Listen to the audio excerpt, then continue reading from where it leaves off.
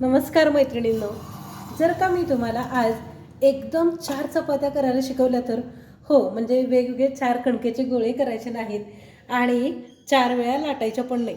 तर चला एक सोपी ट्रिक सांगते. तर इथं ना मी पहिल्यांदा कणिक घेतली.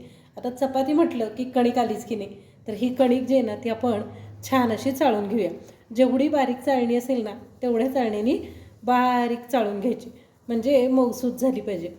आता ज्यांच्याकडं घरी आटा चक्की आहे ना त्यांची कणिक अगदी मऊ असते, पण जे गिरणीतून दळून आणतात त्यांच्याकडं मात्र कणकेला थोडासा जाडसरपणा असतो आणि मग त्याचा कोंडा असा निघतो. तर हा कोंडा काढून घ्यायचा. बघा आता आपली कणिक चाळून झाली. आता ही चाळलेली कणिक मोजण्यासाठी मी एका बाउलमध्ये काढून घेतली आणि यातली थोडीशी कणिक आपल्याला पिठी म्हणून बाजूला ठेवून दिली. म्हणजे काय होतं, पिठी बाजूला काढली की मग खरकटा हात डब्याला लागत नाही. आता इथं सुरू होते आपली मुख्य टीप, ज्याच्यामुळं आपल्या 4 चपात्या एकदम छान अशा लाटून होतील. तर इथं मी आमटीची वाटी असते ना तेवढी 1 वाटी पाणी घेतलेलं आहे.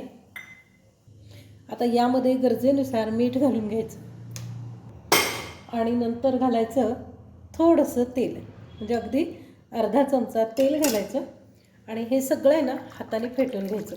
फक्त मीठ विरघळेतोपर्यंत आपल्याला हे हलवून घ्यायचं. आता जी आमटीची वाटी आपण घेतली होती ना पाणी मोजायला, त्याच वाटीने आपण इथं कणिक घालणार आहोत. तर साधारण हे बघा 2 वाट्या कणिक या पाण्यामध्ये बसते. आता हे प्रमाण थोडंसं कमी जास्तसुद्धा होऊ शकतं. तर हाताने अशी ही छान कणिक मळून घ्यायची. आता तुमची आमटीची वाटी जशी असेल ना, म्हणजे लहान मोठी, तर एकसारखी वाटी वापरा, म्हणजे मग प्रमाण चुकणार नाही.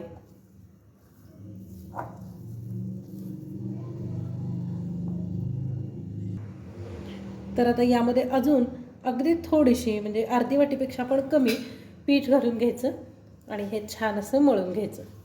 आता इथं अजून एक ट्रिक आहे की ज्याच्यामुळं आपली चपाती अगदी मऊसूत, म्हणजे मस्त, जरी 2 दिवस शिल्लक राहिली ना तरी मऊसूत राहते. आता हे पीठ मळत असताना, म्हणजे 1 वाटी पाण्यामध्ये साधारण 2.5 ते 3 वाट्या पीठ बसलं. 3 वाट्या पीठ बसलं ना तर कणिक घट्टसर होते आणि 2.5 वाट्या पीठ बसलं तर कणिक थोडीशी सैल होते. तर तुम्हाला जशी कणिक लागते ना तशी मळून घ्या. आणि म्हणून तर तुम्हाला मी म्हटलं की आपलं हे प्रमाण थोडंसं इकडं तिकडं होऊ शकतं. तर आता हा आपला कणकेचा गोळा छान असा मळून तयार झाला. आता काय करायचं, तर एक कॉटनचा रुमाल किंवा एखादं फडकं जे आपण किचनमध्ये वापरतो की नाही, म्हणजे धपाटं वगैरे करायला, तर तो स्वच्छ धुवून ओला करून घ्यायचा आणि त्यामध्ये हा तयार झालेला कणकेचा गोळा ठेवायचा. असा हा गुंडाळायचा. नंतर एक बाऊल घ्यायचा. त्या बाऊलमध्ये आपण ज्यात कणिक भिजवली तेच भांडं घेतलं तरीही चालेल. आणि नंतर काय करायचं, हा असा गोळा बंद करून या पाण्यामध्ये अगदी 1 मिनिटभर फक्त ठेवून द्यायचं. 1 मिनिटात कणिक छान अशी भिजून तयार होते. तर आता इकडचं तिकडचं होईतोपर्यंत साधारण 1 मिनिट झालेलं आहे. आपला हा कणकेचा गोळा छान असा भिजलेला आहे. तर आता काय करायचं, यातलं पाणी जे आहे ना ते सगळं काढून घेऊया. अशी कणिक भिजवली की नाही की आपली चपाती एकदम छान होते. आता माझ्या नोकरी करणाऱ्या मैत्रिणी म्हणतील की ताई, आयडिया छान आहे पण एवढा वेळ कुठं असतो. तर जेव्हा सणावाराला तुम्ही पुरणपोळी करता की नाही त्यावेळी तरी ही आयडिया नक्की वापरून बघा बरं का. कारण पुरणपोळीची पोळी कणिक या पद्धतीनं जर भिजवली ना तर एकदम सुरेख मस्त होते, म्हणजे जिभेवर ठेवताच विरघळेल एवढी छान पुरणपोळी तयार होते. तर बघा, मी पुन्हा एकदा एक हात फिरवून घेतला आहे. तर आता आपली कणिक छान अशी भिजवून झाली. आता चपाती लाटूया. तर आता काय करायचं, एका वाटीमध्ये थोडंसं तेल घ्यायचं आणि तेलाचं बोट घेऊन याचे अगदी लिंबाच्या आकारा एवढे गोळे करून घ्यायचे. आता आपण एकदम 4 चपात्या लाटणार आहे, म्हणून मग काय करायचं, तर असे 4 गोळे तयार करून घ्यायचे. हाताला थोडंसं पीठ लावा किंवा तेल लावा, काही लावा, म्हणजे कणिक हाताला चिकटणार नाही.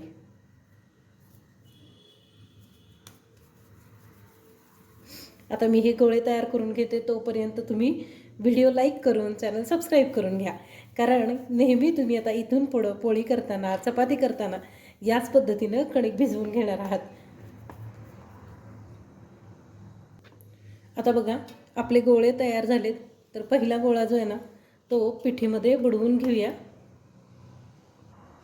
आणि आता पोळपाटावरती थोडीशी पिठी पसरून घ्यायची. त्याच्यानंतर पहिला गोळा ठेवायचा, तो अगदी हलकासा लाटून घ्यायचा आणि आता या गोळ्याला ना थोडंसं तेल लावून घ्यायचं. आता आपण पुढचा गोळा घेऊया.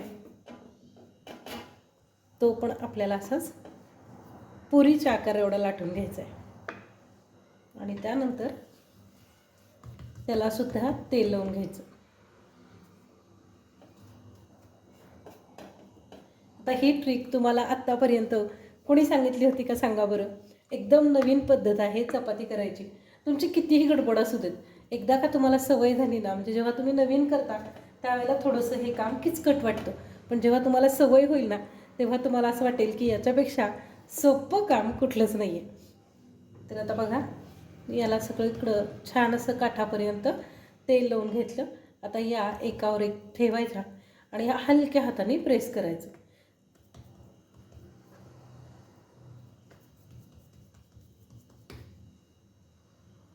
आता कोरडी पिठी घेऊया आणि ही कोरडी पिठी वरच्या पोळीवर घालायची आणि पलटी करून घ्यायचं.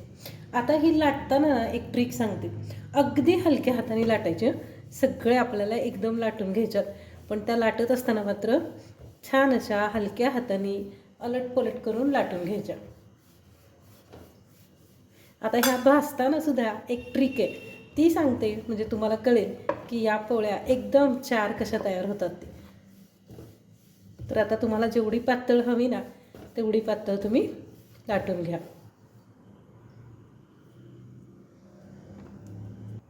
तर तुम्ही बघा ही लाटून झालेली आहे. आता मी सुरुवात करतानाच म्हणजे चपाती लाटायला सुरुवात करतानाच तवा तापत ठेवलेला होता. तवा तापलेला आहे, त्यामुळं तव्यावरती ही पोळी टाकून घेऊयात आणि नंतर काय करायचं तर गॅस मध्यम आचेवरती ठेवून द्यायचा. आता ही भाजताना फक्त कच्ची राहू नये म्हणून काय करायचं लगेच सांगते. तव्यावर टाकल्यानंतर काय करायचं तर उलटण्यातला थोडंसं तेल लावून घ्यायचं आणि कडेने एक एक थेंब करून तेल सोडत राहायचं. आता ही वरची बाजू भाजते, ही बाजू भाजून घेत असतानाच ही बाजू पलटी करून घेऊया. आता पहिल्यांदा जर का तुम्ही या प्रकारे करत असाल ना तर थोडंसं काळजीपूर्वक करावं का, कारण अशी जेव्हा पोळी फुगायला लागते ना, चपाती फुगायला लागते त्यावेळेला याच्यामध्ये खूप वाफ असते. मग ती वाफ चुकून हातावर आली तर चटका बसू शकतो.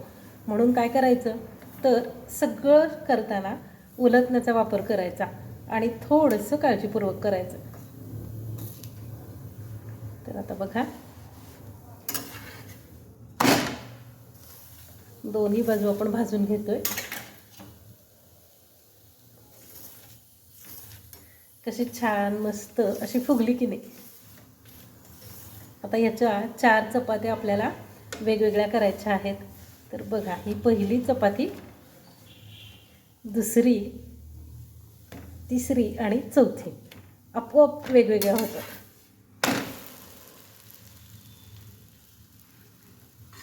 आता इथं तुम्हाला उलटण्याचा वापर करावा लागणार आहे आणि तो करायचा म्हणजे मग हाताला चटका बसणार नाही. तर एक एक करून अलटीपलटी करून अशी ही पोळी आपण भाजून घेऊया. हे बघा जेवढी हवी ना तेवढी मस्त पातळ छान अशी होते आणि एक बाजू एवढी पातळ असल्यामुळं दुसरी बाजू फार नाही भाजली तरी चालते, तरी पण मस्त अशी आपण भाजून घेऊया. तर आता बघा ही पहिली बाजूला काढून घेते छान अशी भाजलेली. नंतर ही दुसरी चपाती,